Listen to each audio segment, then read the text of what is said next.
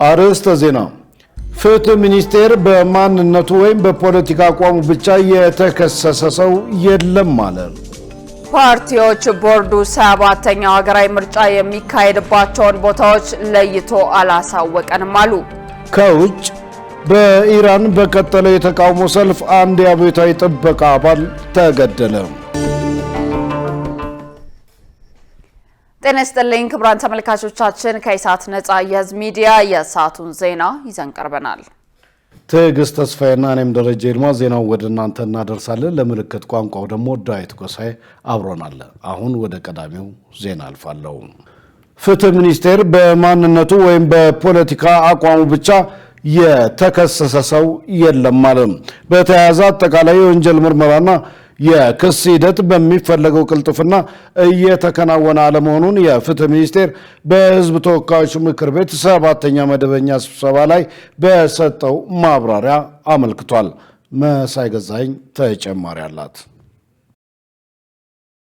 በዛሬው ዕለት በተካሄደው የህዝብ ተወካዮች ምክር ቤት መደበኛ ስብሰባ ላይ የፍትህ ሚኒስትሯ ሀና አርአያ ስላሴ ከምክር ቤት አባላት ለተነሱ ጥያቄዎች ምላሽና ማብራሪያ ሰጥተዋል። የምክር ቤቱ አባላት በማንነትና በፖለቲካ አቋም የታሰሩ ዜጎች እንዳሉ፣ በክልል በተከሰቱ አለመግባባቶች በመንግስት የጸጥታ ኃይሎች እየደረሰ ያለውን የሰብአዊ መብት ጥሰት አንስተው መስሪያ ቤቱ ከአዲስ አበባ ውጭ ያሉ ቅርንጫፎች 2 ብቻ መሆናቸው የፍትህ አሰጣጡን አይገድቡም ወይ የሚሉ ጥያቄዎችን አቅርበዋል። በማንነታቸውና በፖለቲካ አመለካከታቸው ብቻ ከ2 ዓመት ከ6 ወር በላይ የታሰሩ የአማራ ፖለቲከኞች፣ ጋዜጠኞች፣ አንቂዎችና የሃይማኖት አባቶች እናንተ የሚጠበቅባችሁ የሰነድ የሰው ማስረጃና ምስክር ማቅረብ ባለመቻላችሁ ለከፍተኛ የሰብአዊ ጉዳት ተዳርገዋል። በደቡብ ኢትዮጵያ ክልል መንግስት ህዝባችን የሚያነሱትን የተለያዩ የፍትህ ጥያቄዎችን ተቀብሎ ፍትህን መስጠት ሲገባው ህገ መንግስታዊ ስርዓትን በኃይል ለመናድ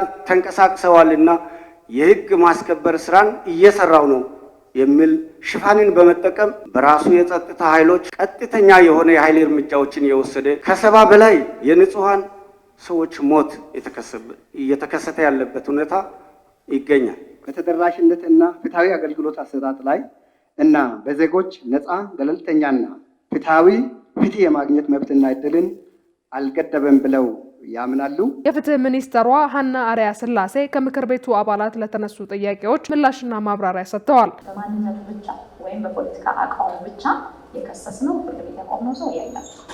ግን አንድ ሰው የፖለቲካ ግቡን ለማሳካት በህገወጥ መንገድ የሚንቀሳቀስ ከሆነ ፖለቲከኛም ሆነ የመንግስት ሰራተኛም ሆነ የመንግስት ኃላፊ የህግ ተጠያቂነትን ማረጋገጣለን። እኛ ምስክር ሳናቀርብ የተባረተ የተባተተ ጉዳይ የለም። ይህም ስንል ግን በአጠቃላይ የወንጀል ምርመራና ክስ ሂደቱ ቅልጥፍና የምንፈልገው ደረጃ ላይ ነው ማለት አይደለም። ከተወሰኑ ዓመታት በፊት ፍትህ ሚኒስቴር በሁሉም ክልሎች ቅርንጫፎች ከፍቶ ነበረ።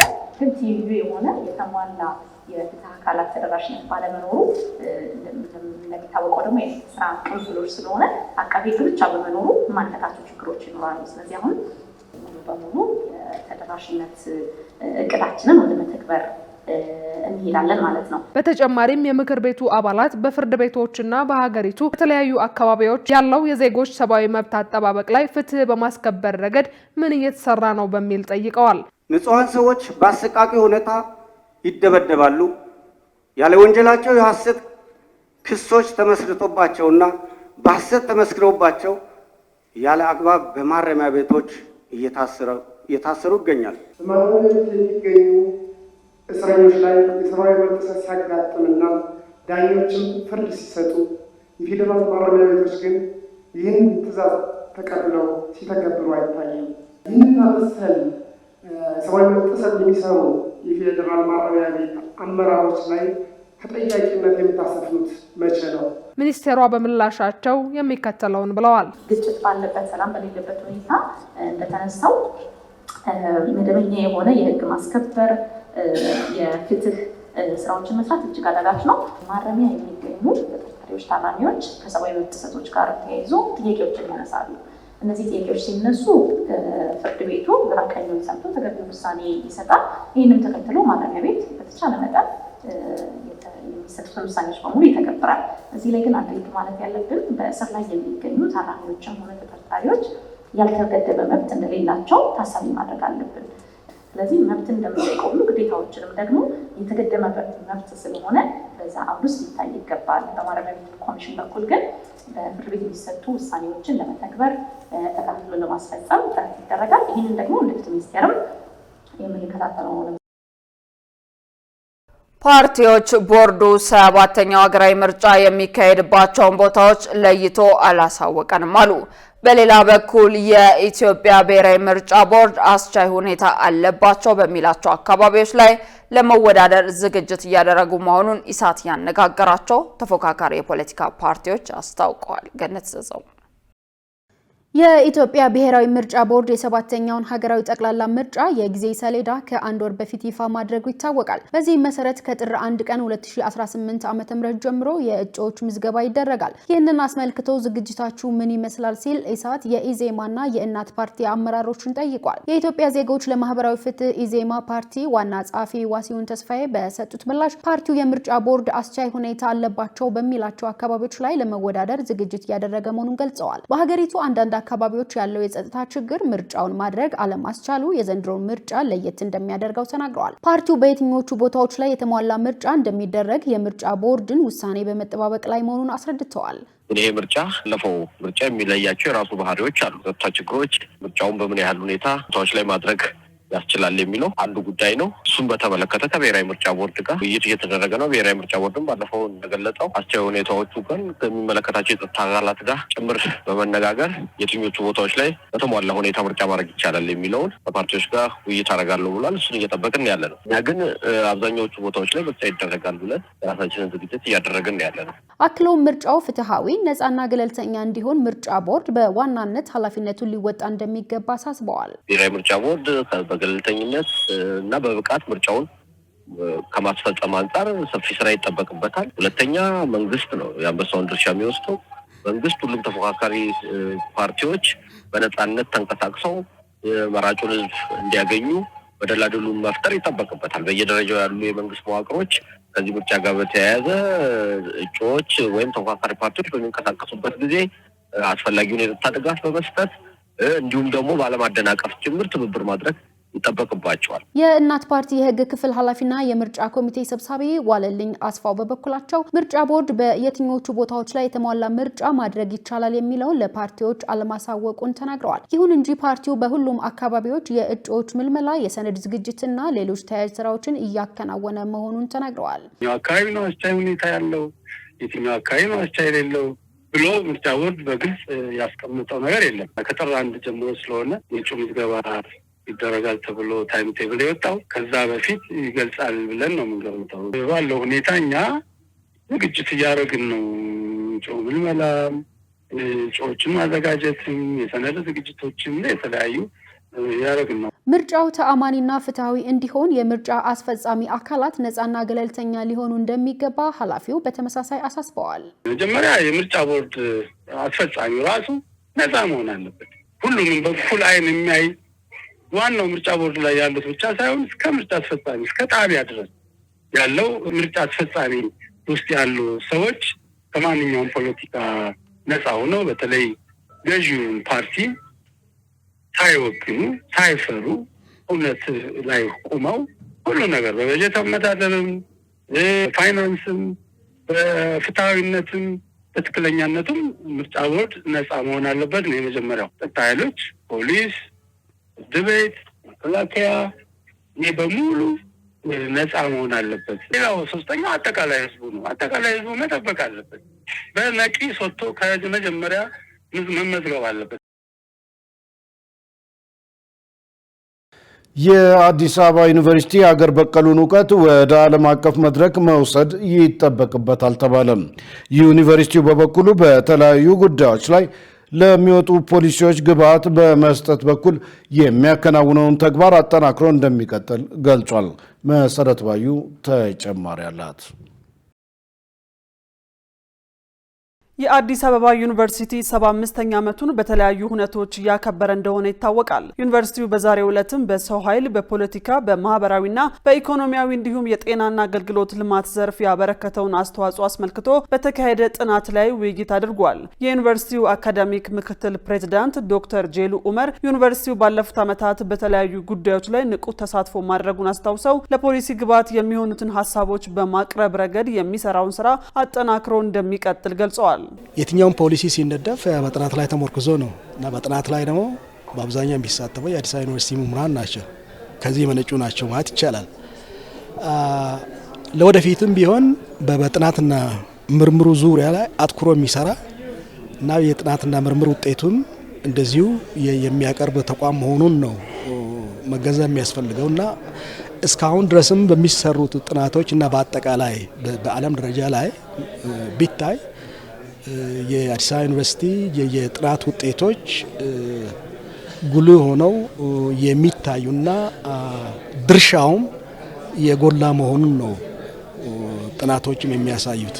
በሰው ኃይል ማፍራት በኩል የአጥኚው ቡድን አባልና የዩኒቨርሲቲው የማህበራዊና ኢኮኖሚያዊ ምርምር ተቋም ዳይሬክተር ፕሮፌሰር አለሙ መኮንን እንደገለጹት ምንም እንኳን ጥናቱ በአጭር ጊዜ ውስጥ የተካሄደ ቢሆንም ምሩቃንን፣ የዩኒቨርሲቲው መምህራን እንዲሁም ቀጣሪ ድርጅቶችን በጥናቱ አካቷል ብለዋል። የጥናቱ ውጤትም የሚያሳየው የዩኒቨርሲቲው ምሩቃን በጽንሰ ሀሳብ ደረጃ ጠንካራ ቢሆኑም ተግባር ተኮር ስራ በማከናወን ረገድ የሚቀሩ ተግባራት እንዳሉ ገልጸዋል። የአዲስ አበባ ዩኒቨርሲቲ ምሩቃን በተለይ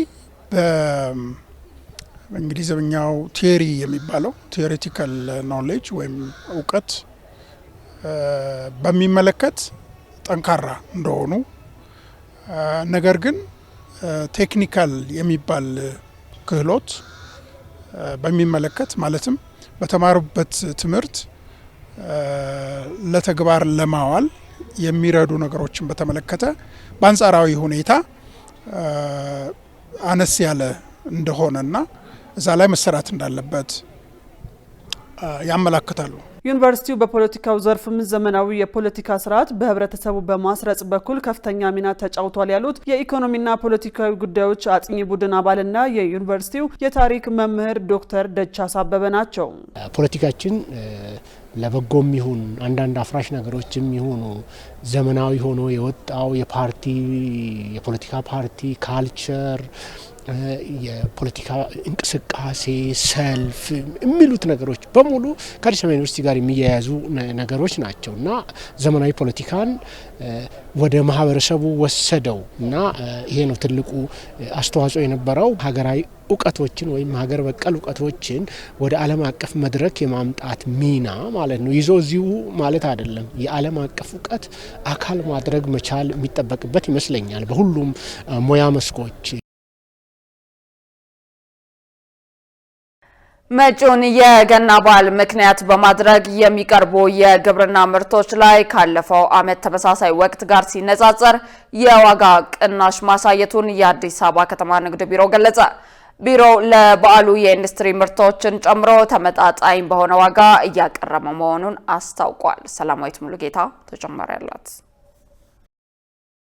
መጪው የገና በዓል ግብይት የተረጋጋና በቂ የምርት አቅርቦት ያለበት እንዲሆን አስፈላጊውን ዝግጅት መደረጉን የአዲስ አበባ ከተማ አስተዳደር ንግድ ቢሮ አስታውቋል። የቢሮው ኃላፊ ሀቢባ ስራጅ በሰጡት ጋዜጣዊ መግለጫ ለ2018 ዓ.ም የገና በዓል በከተማዋ ከመደበኛው ገበያ በተጨማሪ በባዛሮች፣ በአውደ ርዕዮችና በሰንበት ገበያዎች የበዓል ፍጆታ እቃዎች ለተጠቃሚዎች በተመጣጣኝ ዋጋ እየቀረቡ መሆኑን ጠቁመዋል። ዋጋው በተቻለ መጠን ተመጣጣኝ ተደርጎ ነው እየቀረበ ያለው። ከባለፈው አመት በዚህ ወቅት ጋር ስናነጻጽረው የቀነሱ ምርቶች አሉ፣ የጨመሩ ምርቶች አሉ።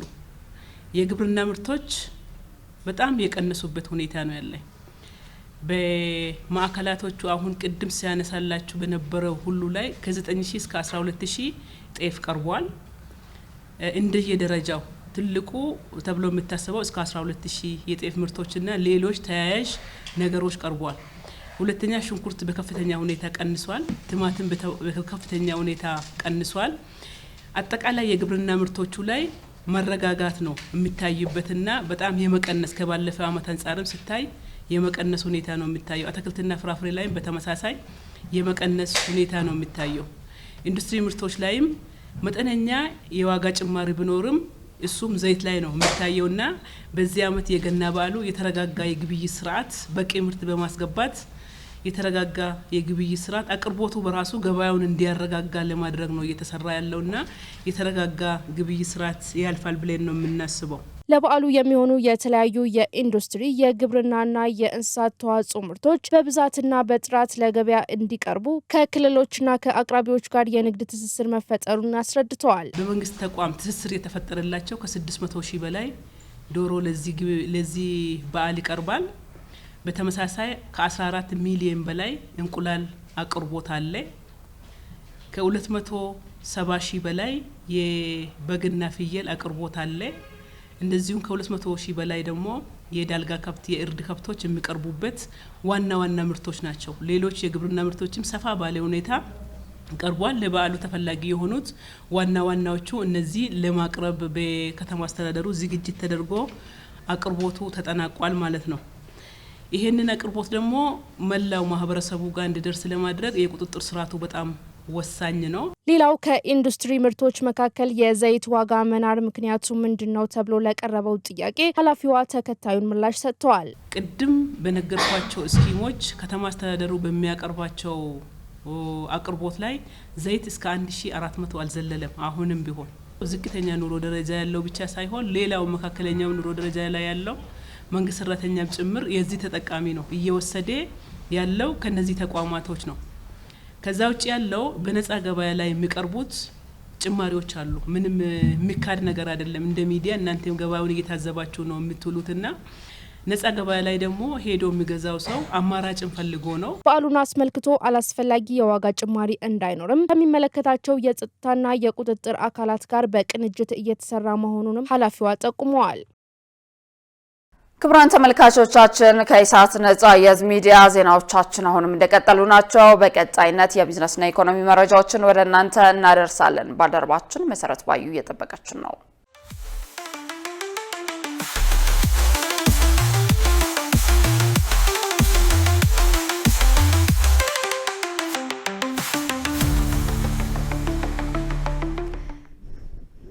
ሰላም ጤና ይስጥልን ተመልካቾቻችን፣ ከኢሳት ነጻ የህዝብ ሚዲያ የሰዓቱን የቢዝነስና የኢኮኖሚ መረጃዎችን ወደ እናንተ እናቀርባለን። ከዘገባዎቹ ጋር ገነት ዘዘው ነኝ። አብራችሁን ቆዩ። ኢትዮጵያ የአፍሪካ የወርቅ ማማ ለመሆን እየተንቀሳቀሰች ነው ተባለ። ኢትዮጵያ ለቱሉ ካፒ የወርቅ ፕሮጀክት ልማት የሚውል 340 ሚሊዮን ዶላር በማግኘቷ አነስተኛ የወርቅ አምራች ከመሆን ወጥታ ቀጣይዋ የአፍሪካ የወርቅ ማማ ሀገር ለመሆን እየተንቀሳቀሰች መሆኑን ቢዝነስ ኢንሳይደር አፍሪካ ዘግቧል። ፕሮጀክቱ ከአፍሪካ የልማት አበዳሪዎች የተገኘ የ240 ሚሊዮን ዶላር የረጅም ጊዜ ብድርና የ100 ሚሊዮን ዶላር የካፒታል መዋጮ ያካተተ መሆኑ የተገለጸ ሲሆን በሀገሪቱ ትልቁ ዘመናዊ የማዕድን ቁፋሮ እንደሚሆን ይጠበቃል ተብሏል። ይህ የገንዘብ ድጋፍ የፕሮጀክቱ አልሚውን ከፊ ጎልድ ኤንድ ኮፐር የተባለ የእንግሊዝ ኩባንያ ወደ ሙሉ የግንባታ ምዕራፍ እንደሚያሸጋግረው ተጠቁሟል። የግብርና ሚኒስቴር የከተማን ግብርና ምርታማነት ለማሳደግ ስትራቴጂ ይፋ አደረገ። ስትራቴጂው የከተማን መሬት ውጤታማ በሆነ መንገድ በመጠቀም የምግብ ዋስትናን ለማረጋገጥ የስራ ዕድል ለመፍጠርና የኢትዮጵያን ምርታማነት ለማሳደግ ታቅዶ የተዘጋጀ መሆኑን ሚኒስትሩ አዲሱ አረጋ ተናግረዋል። ዘመናዊ ቴክኖሎጂዎችን በመጠቀም የከተማን ግብርና ለማዘመን ስትራቴጂው ወሳኝ እርምጃ መሆኑን ገልጸዋል። በቴክኖሎጂ የታገዘው ይህ የ10 ዓመት የትግበራ ፍኖተ ካርታ የከተማን የግብርና ምርት በ50 በመቶ በማሳደግ ያለመ መሆኑን በግብርና ሜካናይዜሽን እና በከተማ ግብርና ስትራቴጂዎች ላይ ከባለድርሻ አካላት ጋር በተደረገ ውይይት ላይ ተገልጿል። በ2017 በጀት ዓመት ከ2.4 ቢሊዮን በላይ እንቁላል፣ 814.4 ሚሊዮን ሊትር ወተት፣ 11.2 ሚሊዮን ኩንታል ፍራፍሬና 217,000 ኩንታል አትክልት በከተማ ግብርና መመረቱን የሚኒስቴሩ መረጃ ያመለክታል። የኢትዮጵያ ታምርት ሀገር አቀፍ ንቅናቄ የአምራች ኢንዱስትሪውን የማምረት አቅም በማሳደግ በተኪና በውጪ ምርት እንዲሁም በዜጎች የስራ ዕድል ፈጠራ ላይ ለውጥ እያስመዘገበ መሆኑን የኢንዱስትሪ ሚኒስትር አቶ መላኩ አለበል ገልጸዋል። ንቅናቄው በጨርቃ ጨርቅ፣ በቆዳ ውጤቶች፣ በምግብና መጠጥ፣ በግብርና ማቀነባበሪያ፣ በኬሚካልና በኮንስትራክሽን ግብአቶች፣ በብረታ ብረትና ኢንጂነሪንግ መስክ የተሰማሩትን ኢንዱስትሪዎች ስኬታማነትን አሳድጓል ተብሏል። ሚኒስትሩ አቶ መላኩ አለበል ለኢዜአ እንዳሉት በአምራች ኢንዱስትሪ ዘርፍ ያሉትን ማነቆዎች መፍትሄ መፍትሄ ለመስጠት በተከናወኑ ተግባራት የዘርፉን የምርታማነት ከ45 በመቶ ወደ 65 በመቶ አድጓል። የኢትዮጵያ ታምርት ንቅናቄ ከመጀመሩ በፊት ለሀገር ውስጥ ገበያ ይቀርብ የነበረውን ከ340 ሚሊዮን ዶላር የማይበልጥ ምርት አሁን ላይ ወደ 4 ቢሊዮን ዶላር ማሳደግ እንደተቻለም አስረድተዋል። በሂደቱም በአምራች ኢንዱስትሪ ዘርፍ የተፈጠረው መነቃቃት አዳዲስ የሀገር ውስጥና የውጭ አምራቾች በሀገር የኢኮኖሚ እድገት ላይ የድርሻቸውን እንዲያበረክቱ እያደረገ መሆኑን አንስተዋል። በቀጣይም ዘርፉ ለሀገር ኢኮኖሚ እድገት የሚያበረክተውን አስተዋጽኦ ለማሳደግ በትኩረት እንደሚሰራ አብራርተዋል። የተከበራችሁ ተመልካቾቻችን አሁን ደግሞ የዕለቱን የውጭ ምንዛሬ ዋጋና የብሔራዊ ባንክ የወርቅ ግብይት መረጃ ተከታትለን እንመለስ።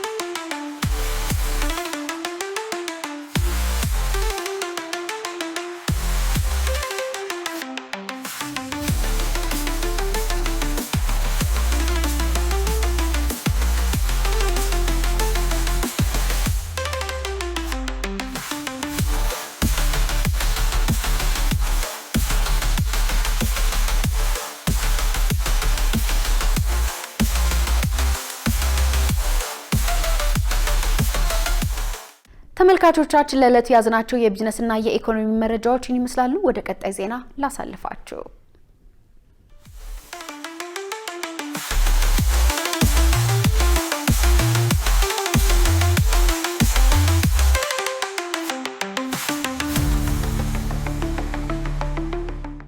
ውድ ተመልካቾች ከኢሳት ነጻ ህዝብ ሚዲያ የሰዓቱ ዜና ወደ እናንተ መድረሱ እንደቀጠለ ነው። አሁን ደግሞ ወደ ውጭ ዘገባዎች እናልፋለን። በኢራን በቀጠለው የተቃውሞ ሰልፍ አንድ የአብዮታዊ ጥበቃ አባል ተገደለም። በሌላ በኩል የኢራን ፕሬዝዳንት ማሱድ ፔዜሽኪያን ለተቃውሞ ሰልፉ ምክንያት የሆነው የውጭ ሀገራት ጣልቃ ገብነት ነው ብለዋል። ሸሪፍ ኢማም ተጨማሪ አለው።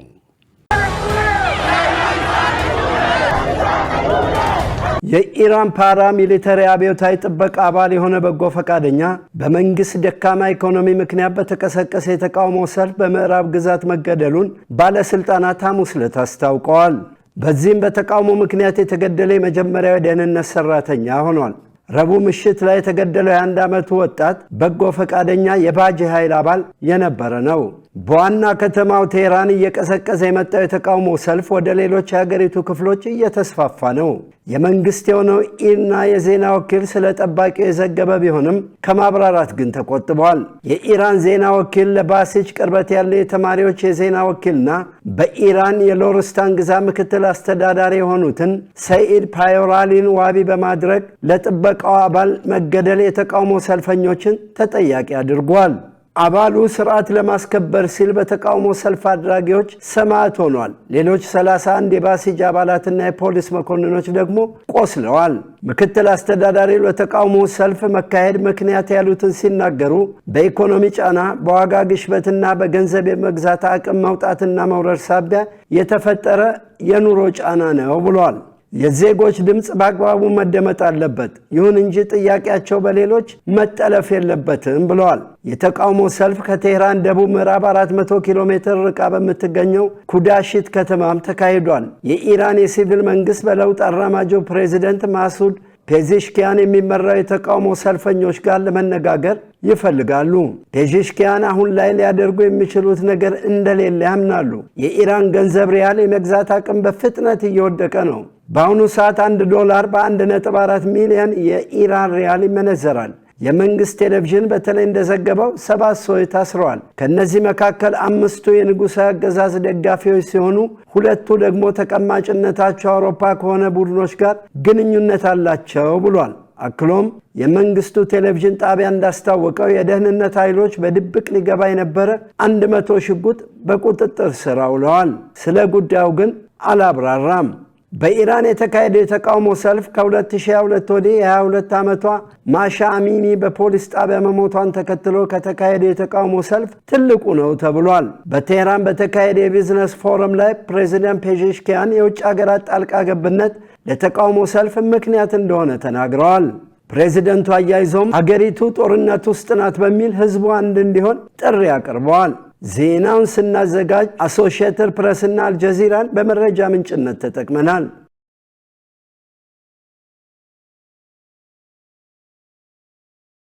በኢንዶኔዥያ ሱማትራ ደሴት የሚገኙ ነዋሪዎች በመሬት መንሸራተት ጉዳት ደረሰባቸው ተባለ። በአካባቢው ኃይለኛ ዝናብ ከዘነበ ከአንድ ወር በላይ ሲሆን በዚሁ ሰበብ ከ1000 በላይ ሰዎች ሞተዋል። 400,000 የሚጠጉ ሰዎች ደግሞ ከቤት ንብረታቸው ተፈናቅለዋል። ዮሐንስ ተስፋ በኢንዶኔዥያ አቺ ግዛት ከወር በፊት በዘነበው ዝናብ ምክንያት የተፈጠረው ጎርፍ ቢቀንስና የመሬት መንሸራተቱ ጋብ ቢልም መከራው ግን ቀጥሏል። በአቺ ታሚያንግ ተፈናቃዮቹ መንደራቸውን ሙሉ በሙሉ ባወደመው ወንዝ አቅራቢያ ተጠልለው ይገኛሉ። ህይወታችን አስቸጋሪ ሆኗል። እዚህም እዚያም እርዳታ እንደሚጠባበቁ ለማኞች ሆነናል። ለመብላት እንደውም ሰዎች ሩዝ እስከሚመጸውቱን መጠበቅ አለብን። ሌላኛዋ የችግሩ ሰለባ የሆነችው ራማዳኒ ደግሞ ትልቁ ስጋቷ የልጇ ጤንነት እንደሆነ ተናገራለች። ልጇ ዲማስ የ9 ዓመት ህፃን ነው። በህፃንነቱ በደረሰበት ጉዳት ምክንያት መራመድም ሆነ መናገር አይችልም። ልጇ ያለ መድኃኒቱ እንደታመመ ሊቆይ ነውም ትላለች። ከጎርፉ በፊት ዘወትር ወደ ሐኪም እንወስደው ስለነበር ጤነኛ ነበር። አሁን ግን ወደ የትኛውም ሐኪም መሄድ አንችልም። እርዳታ ካለም የምግብ እርዳታ ብቻ ነው። መድኃኒቱ ውድ ባይሆንም እኛ ግን ምንም ገንዘብ የለንም። በዚህ ክልል ውስጥ አንዳንድ መንደሮች ሙሉ በሙሉ ጠፍተዋል። ብዙዎችም የሚያስፈልጋቸውን እርዳታ እያገኙ እንዳልሆነ ይናገራሉ። ይህ የኮታሊንታንክ ባለዋ መንደር ሲሆን ነዋሪዎቹ ከጎርፉ በፊት 800 ቤቶች እንደነበሩ፣ አሁን ግን አብዛኛዎቹ መውደማቸውን ገልጸዋል። አንዳንዶቹ በመንግስት በተሰሩ ድንኳኖች ውስጥ ሲቆዩም፣ ሌሎች ደግሞ እስካሁን እርዳታ ስላልደረሳቸው በፕላስቲክ በጣውላ ስብርባሪና ባገኙት ነገር የራሳቸውን መጠለያ ሰርተዋል። አካባቢው ሞቃታማና አቧራማ ሲሆን ፍርስራሾችም አሁንም ድረስ በየቦታው ተበታትነው ይገኛሉ። ህጻናትን ጨምሮ ብዙ ሰዎች በከባድ ሳል እየተሰቃዩ ናቸውም ተብሏል። አቺ ጉዳት ከደረሰባቸው 3 ግዛቶች መካከል እጅግ የከፋው ሲሆን ወደ 40,000 የሚጠጉ ቤቶች ወድመዋል። በአቺ ታሚያንግ ብቻ ከ13,000 በላይ ሰዎች ቤት አልባ ሆነዋል። ወደ 1,000 የሚጠጉ ጊዜያዊ ቤቶች እየተገነቡ ሲሆን እንደ ተፈናቃዮች ቁጥር ተጨማሪ ቤቶችን ለመገንባት ታቅዷል። አነስተኛ የንግድ ተቋማት ባለቤቶችም የደረሰባቸውን ኪሳራ ለመቀበል እየሞከሩ ነው። ያለፉትን በርካታ ሳምንታትም ሱቃቸውን በማጽዳትና የተረፉ ምርቶቻቸውን በመለየት እያሳለፉ ይገኛሉ። 95 በመቶ የሚሆነው ንብረቴ ወድሟል። ማዳን የቻልነው የመስታወትና የፕላስቲክ ቁም ሳጥኖችን ብቻ ነው። ጁሊየትና ሌሎች በርካታ የአካባቢው ነዋሪዎች ህይወታቸውን ከባዶ እየጀመሩ እንደሆነ ይሰማናል ሲሉም ማህበረሰባዊ ስርዓቱ ወድሟል፣ ኑሯቸውም ሙሉ በሙሉ ተዘብራርቋል። ወደ ቀደመ መኖሪያችን ተመልሰን የተረጋጋ እንቅልፍ የምንተኛበት ቀን መች ይሆን የሚል ጥያቄ በውስጣቸው እንዳዘሉ ሁኔታቸውን መጋፈጣቸውም ታውቋል። መረጃውን ስናጠናቅር አልጀዚራን ዋቢያችን አድርገናል። ክቡራን ተመልካቾቻችን ከኢሳት ነጻ የህዝብ ሚዲያ ለሰዓቱ ያዝናቸው ዘገባዎች እነን ይመስሉ ነበር። ትዕግስት ተስፋዬና እኔም ደረጀ ይልማ ዜናውን ወደ እናንተ አድርሰናል። ለምልክት ቋንቋውም እንደዚሁ ዳዊት ጎሳዬ አብሮን ቆይቷል። ከቀሪ የኢሳት ዝግጅቶች ጋር ሰናይ ጊዜ